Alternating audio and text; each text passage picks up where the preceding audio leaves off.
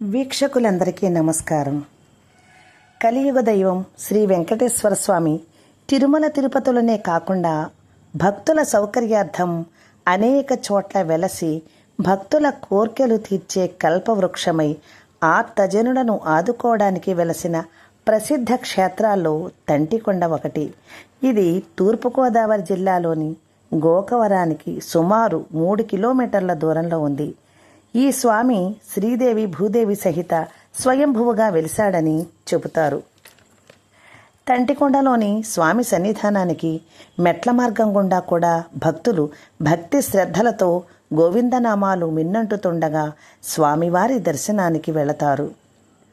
మెట్లు సుమారు 274 వరకు ఉన్న అత్యంత భక్తి శ్రద్ధలతో మొక్కుబడులు చెల్లించుకుంటూ ఉంటారు.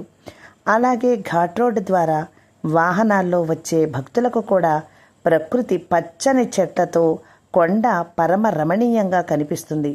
ఇక కోనేరులోని నీరు స్వచ్ఛంగా కనిపిస్తూ కోనేటి మీద నుంచి వచ్చే చల్లని గాలి మనసులకు ప్రశాంతతనిస్తుంది.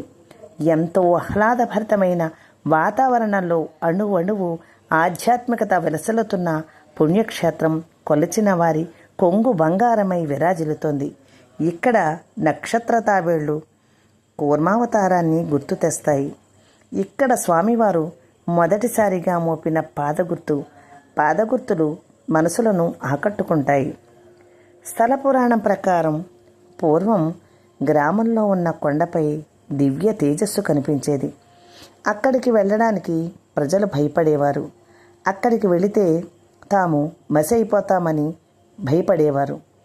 అప్పుడు కొందరు యువకులు ధైర్యం చేసి కొండంతా గాలించగా దివ్య కాంతితో అలరారుతున్న పాదముద్ర దర్శనమిచ్చింది.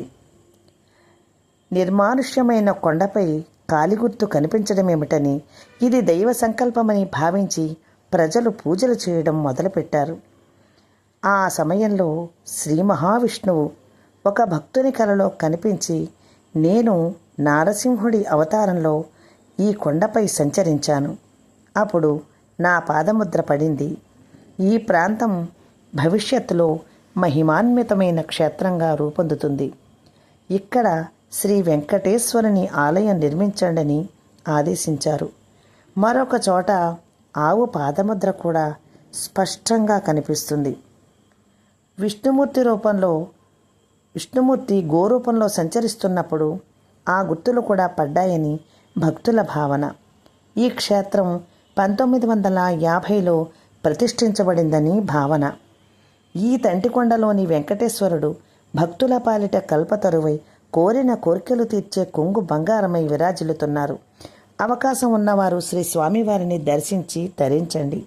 ఈ వీడియో నచ్చితే లైక్ చేసి, కామెంట్ చేసి, షేర్ చేసి నన్ను మరింత ముందుకు నడిపించాలని ప్రార్థన.